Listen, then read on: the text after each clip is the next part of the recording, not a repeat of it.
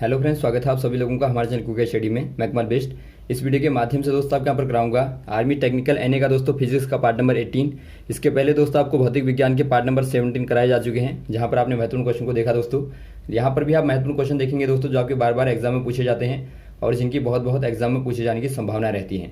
तो आराम से दोस्तों आप वीडियो को देखेंगे शुरू से लेकर आखिर तक और सारे क्वेश्चन को दोस्तों आप नोट कर लेंगे। तो देखिए शुरू करते हैं। और देखिए दोस्तों, शुरू करने के पहले थोड़ी सी एक दरख्वास्त भी करना चाहेंगे। यदि आपने हमारे चैनल को सब्सक्राइब ना किया हो दोस्तों, प्लीज़ सब्सक्राइब कर लें ताकि हमारी वीडियोस आपको लगातार मिलते रहें। तो देखिए क्वेश्चन को शुरू करते हैं दोस्तों। पहला क्वेश्चन क्या दिखता है आपको यहाँ पर, the theory behind stars twinkling is that. आपको बताना है दोस्तों तारों के टिमटिमाने का कारण क्या होता है।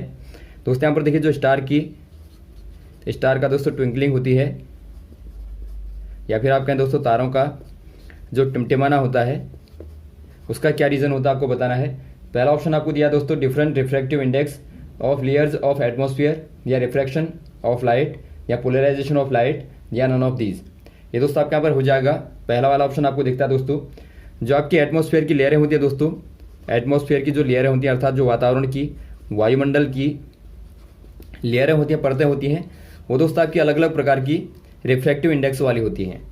रिफ्रैक्टिव इंडेक्स वाली होती हैं अर्थात अलग अलग दोस्तों उनका अपवर्तनांक होता है। ये क्या करेगा दोस्तों, ये प्रकाश की स्पीड को प्रभावित करता है। जो लाइट की स्पीड है दोस्तों उसको क्या करेगा, उसको प्रभावित करता है। पता लगा कोई प्रकाश की किरण यहाँ पर पहले पहुँच गई, कोई बाद में पहुँचती है, तो इससे दोस्तों क्या होता है, एक प्रकार से दोस्तों आपका डिसऑर्डरनेस होती है जो कि उसकी स्पीड होती है उसमें। तो इसीलिए दोस्तों आपको यहाँ पर तारा टिमटिमाता हुआ दिखाई देता है। तो यहाँ पर आप कह देंगे दोस्तों different refractive index of layers of atmosphere, या फिर आप कहें दोस्तों वायुमंडलीय परतों में जो अलग अलग प्रकार का अपवर्तनांक होता है उसके कारण। तो ऑप्शन नंबर आपका पहला वाला सही हो जाएगा। अगला क्वेश्चन देखिए दोस्तों, तरंगें जिनका प्रयोग अस्पतालों तथा एयरपोर्ट में ठोस वस्तुओं के विभेदन में किया जाता है, अर्थात दोस्तों आपको बताना है which type of wave is use to penetrate hard object at hospital and airport. दोस्तों यहाँ पर देखिए जो आपके हार्ड ऑब्जेक्ट के पेनिट्रेटिंग के लिए होता है, पेनिट्रेट अर्थात दोस्तों विभेदन के लिए जो हॉस्पिटल में या फिर दोस्तों एयरपोर्ट में इस्तेमाल होती हैं, कौन सी वाली रे होती हैं दोस्तों, वो आपके यहाँ पर देखिए एक्सरे हो जाएंगी। आप जानते हैं दोस्तों एक्सरे क्या होती हैं, इलेक्ट्रो मैग्नेटिक वेव्स होती हैं दोस्तों, और इनका इस्तेमाल आप करते हैं एक प्रकार से अंदर की दोस्तों जो आपके हार्ड ऑब्जेक्ट होते हैं उनकी इमेज को दोस्तों देखने के लिए आप इनका इस्तेमाल करते हैं, क्योंकि ये दोस्तों आपकी हाई पेनेट्रेटिंग रेज होती हैं। तो ये आप यहाँ पर ध्यान देंगे। तो ऑप्शन नंबर आपका हो जाएगा दोस्तों ए वाला। वैसे दोस्तों यदि आपको पूछा जाए सर्वाधिक किन की पेनेट्रेटिंग पावर होती है दोस्तों, तो वो आपकी यहाँ पर होती है गामा रेज की। गामा रेज की दोस्तों आपकी हाई विभेदन क्षमता होती है। आप ध्यान देंगे इनकी दोस्तों हाई पेनेट्रेटिंग पावर होती है, क्योंकि इनकी फ्रीक्वेंसी दोस्तों बहुत ज़्यादा होती है। अगला क्वेश्चन देखिए दोस्तों, द्रव्यमान प्रति इकाई आयतन है, अर्थात दोस्तों आपको बताना है what is the mass per unit volume. Mass per unit volume क्या होता है दोस्तों, मास पर यूनिट वॉल्यूम अर्थात दोस्तों आपको बताना है द्रव्यमान प्रति आयतन। ये दोस्तों आपके यहाँ पर होता है घनत्व, या फिर आप कहें दोस्तों डेंसिटी होता है, क्योंकि आप जानते हैं दोस्तों आपका डेंसिटी इक्वल टू क्या होता है, डेंसिटी इक्वल टू दोस्तों आपका होता है मास अपॉन वॉल्यूम, या फिर आप कहें दोस्तों वॉल्यूम इक्वल टू होता है मास अपॉन डेंसिटी। तो यहाँ पर आपका हो जाएगा ऑप्शन नंबर पहला वाला डेंसिटी, या फिर आप कहें घनत्व। अगला क्वेश्चन देखिए दोस्तों, एक आपतित किरण अवतल के मुख्य अक्ष के समांतर आती है, यह परावर्तित होकर, अर्थात दोस्तों आपको पूछा गया है an incident ray comes in parallel to the principal axis of the concave mirror, it is reflected.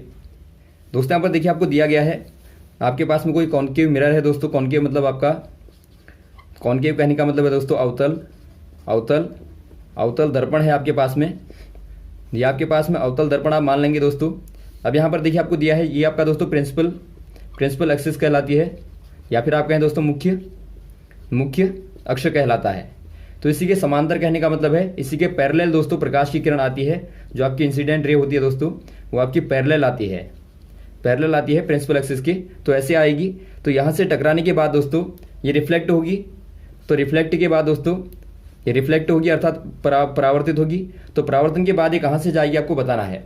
आपको दोस्तों यहाँ पर देखिए हमने परावर्तन के नियम बताए थे, अर्थात दोस्तों आपको रिफ्लेक्शन के दोस्तों लॉस बताए थे, जिनमें आपको बताया गया था जो आपकी पैरेलल वाली रेज होती हैं दोस्तों कॉन्केव के लिए, वो आपकी टकराने के बाद में मुख्य फोकस से दोस्तों होती हुई जाती हैं। तो आप कह देंगे फोकस से होते हुए दोस्तों ये निकल जाएंगी।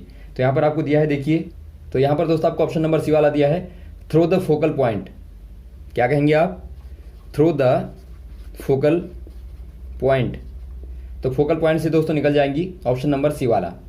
और वैसे ही दोस्तों कोई रे मान लीजिए आपका फोकल से जाती है, यहाँ से गुजरती है, तो ये टकराने के बाद दोस्तों पैरेलल हो जाती है, अर्थात दोस्तों आपकी समांतर हो जाती है मुख्य अक्ष के।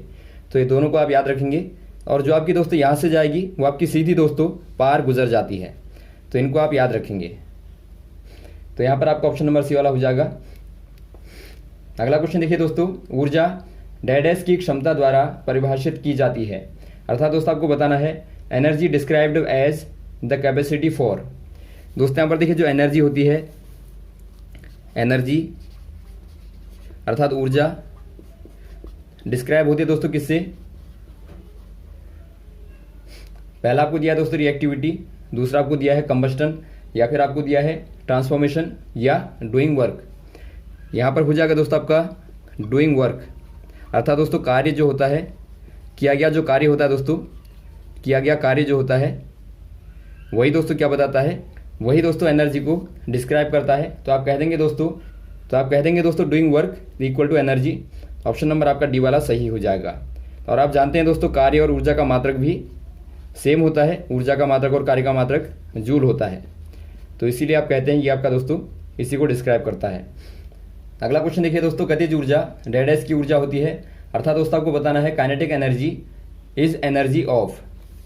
जो काइनेटिक एनर्जी होती है दोस्तों क्या होती है? काइनेटिक एनर्जी, या फिर आप कहें दोस्तों गतिज ऊर्जा। ये दोस्तों यहाँ पर देखिए गति के कारण कोई भी आपके पास में मान लीजिए पार्टिकल है, यहाँ पर ये दोस्तों गति करता है, तो इसके कारण जो ऊर्जा उत्पन्न होती है, अर्थात जो मोशन के कारण दोस्तों, मोशन के कारण जो ऊर्जा उत्पन्न होती है दोस्तों, उसी को आप बोल देते हैं काइनेटिक एनर्जी। तो ऑप्शन नंबर यहाँ पर आपका हो जाएगा सी वाला, मोशन, या फिर आप कहें गति। और यहाँ पर देखिए दोस्तों जो आपका पोजीशन के कारण होती है, पोजीशन आपको पहला वाला दिया है, पोजीशन के कारण दोस्तों आपकी यहाँ पर होती है पोटेंशियल, पोटेंशियल, या फिर आप कहें दोस्तों स्थितिज ऊर्जा।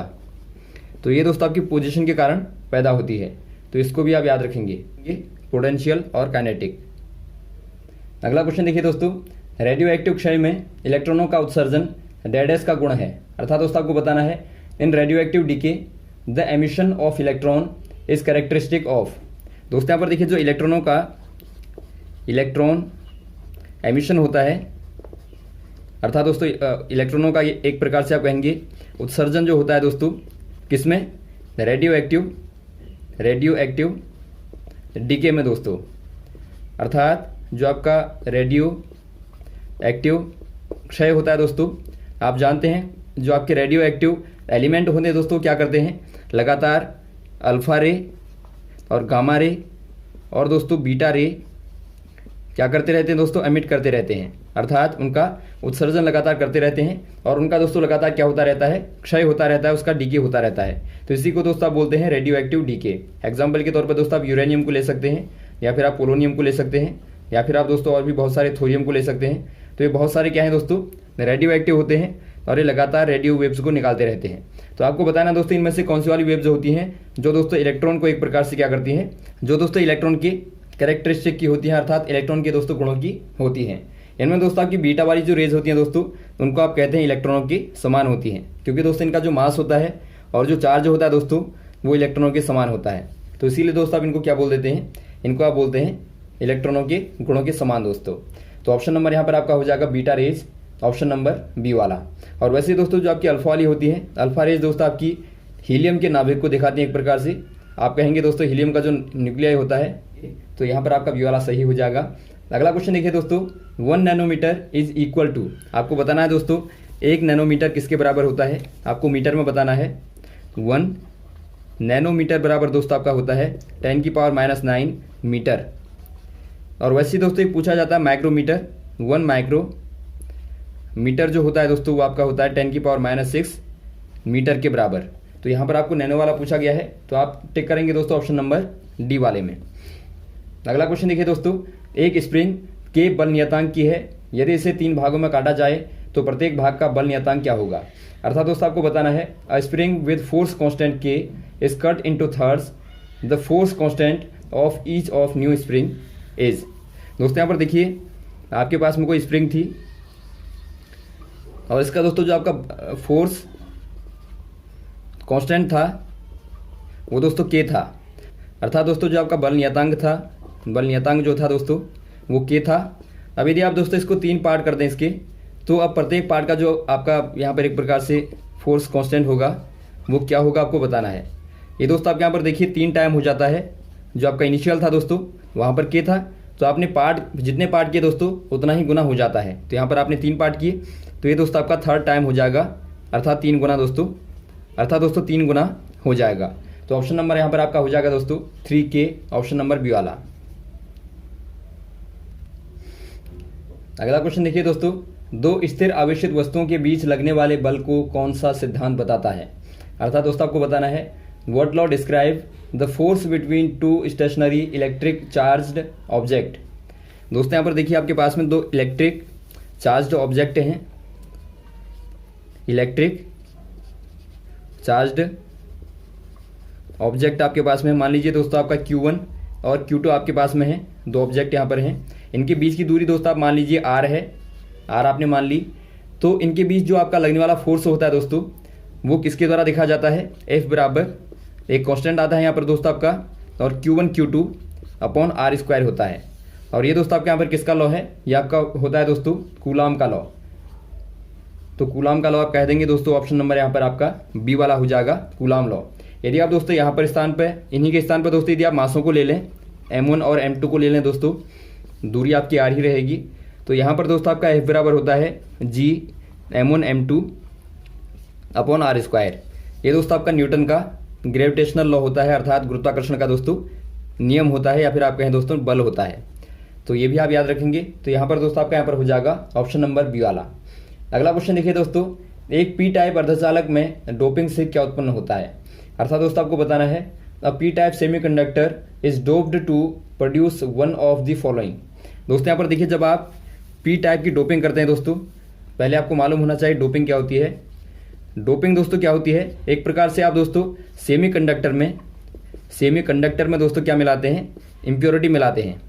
इम्प्योरिटी मतलब दोस्तों एक प्रकार से आप ट्राइवैलेंट और पेंटावैलेंट दोस्तों इम्प्योरिटी मिलाते हैं, जो कि आप कह सकते हैं दोस्तों एक प्रकार से गंदगी कहने का मतलब है दोस्तों, इम्प्योरिटी कहने का मतलब है कोई ऐसा एलिमेंट मिलाते हैं दोस्तों जो आपका ट्राइवैलेंट हो, अर्थात दोस्तों वहाँ पर आपके जो आउटर इलेक्ट्रॉन होते हैं दोस्तों वो 3 होने चाहिए या 5 होने चाहिए। तो ऐसी इम्प्योरिटी मिलाने पर दोस्तों आप क्या करते हैं, उनको दोस्तों आप डोपिंग कहते हैं। इससे क्या होता है दोस्तों, इसको मिलाने से आप क्या पैदा करते हैं, या तो होल होंगे दोस्तों पैदा, या फिर वहाँ पर इलेक्ट्रॉन दोस्तों पैदा होते हैं। तो यहाँ पर देखिए आपको जो पी टाइप वाला होता है दोस्तों, जो पी टाइप सेमीकंडक्टर होते हैं उनमें दोस्तों आप क्या करते हैं, आप ट्राइवैलेंट, आपने ट्राइवैलेंट मिलाया दोस्तों, इम्प्योरिटी को मिला दिया। मान लीजिए दोस्तों आपने सिलिकॉन में बोरोन को मिला दिया। तो बोरोन आप जानते हैं दोस्तों, बोरोन क्या होता है, बोरोन का यहाँ पर एटॉमिक नंबर होता है दोस्तों 5, और यहाँ पर आपका 2 3 आएगा, अर्थात आउटर में दोस्तों आपके 3 इलेक्ट्रॉन होते हैं, तो इसीलिए आप बोलते हैं ट्राइवैलेंट। तो यहाँ पर देखिए आपका दोस्तों 3 मिलाएंगे, सिलिकॉन सिलिकॉन सिलिकॉन और सिलिकॉन। सिलिकॉन में आप जानते हैं 4 होते हैं आउटर में, ये आपका 14 होता है, तो 14 का आपका 2 8 और 4, तो 4 यहाँ पर होते हैं दोस्तों। तो यहाँ पर देखिए दोस्तों आपका 3 यहाँ पर इसके पास में होंगे, तो एक दोस्तों एक प्रकार से क्या हो जाएगा, एक दोस्तों यहाँ पर होल हो जाएगा। यहाँ पर दोस्तों एक प्रकार से एक इलेक्ट्रॉन की दोस्तों आपके पास में कमी हो गई, तो इसी कमी को दोस्तों आप क्या बोलते हैं, इसी डेफिशिएंसी को दोस्तों आप बोलते हैं होल बोलते हैं दोस्तों, या फिर आप कहें रिक्ति बोलते हैं। तो ये दोस्तों क्या करता है, एक प्रकार से ये दोस्तों आपका पॉजिटिव चार्ज का कार्य करता है, और इसी को दोस्तों आप पी टाइप का सेमीकंडक्टर बोलते हैं। वैसे दोस्तों यदि आप यहाँ पर बात करें एन टाइप के सेमीकंडक्टर की, तो वहाँ पर दोस्तों आपका एग्जाम्पल के तौर पर दोस्तों आप एंटीमनी को ले सकते हैं। तो यहाँ पर दोस्तों आप जब मिलाएंगे तो यहाँ पर आपको 1 इलेक्ट्रॉन एक्स्ट्रा मिलेगा, तो उसी को दोस्तों आप क्या बोलते हैं, उसको दोस्तों आप एक प्रकार से एन टाइप सेमीकंडक्टर बोलते हैं।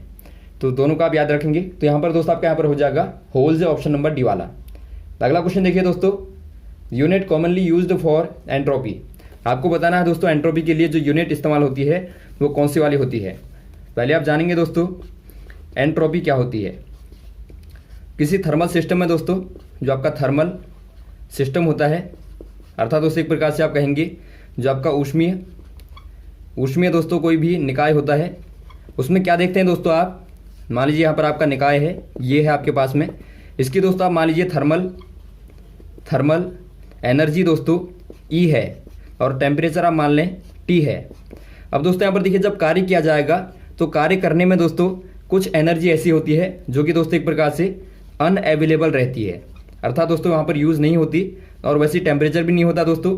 तो उसी की माप को आप क्या बोलते हैं, उसी की माप को दोस्तों आप एंट्रोपी बोलते हैं। तो आप ध्यान देंगे, इसको दोस्तों आप डेल्टा ऐसे रिप्रेजेंट करते हैं, बराबर आपका होता है delta E upon delta T, जहाँ पर दोस्तों क्या है, थर्मल एनर्जी हो गई और ये आपका दोस्तों टेम्परेचर हो गया जो कि दोस्तों आपका अनअवेलेबल था। तो इन्हीं को दोस्तों आप इन्हीं के अनुपात को बोलते हैं। तो यहाँ से यदि आप मात्रक निकालेंगे दोस्तों तो एनर्जी का मात्रक हो जाएगा जूल हो जाएगा दोस्तों, और वैसे टेम्परेचर का मात्रक डिग्री केल्विन हो जाएगा। तो यहाँ पर आप कह देंगे दोस्तों ऑप्शन नंबर बी वाला जूल पर केल्विन। तो ऑप्शन नंबर आपका बी वाला सही हो जाएगा। तो ये रहे दोस्तों आपके महत्वपूर्ण क्वेश्चन जो आपने यहाँ पर देखे, उम्मीद आपको अच्छे लगे होंगे और भी इस प्रकार के क्वेश्चन को आपको लगातार बताते रहेंगे दोस्तों, हमारे साथ भी बने रहेगा। ओके, थैंक्स, जय हिंद, जय भारत।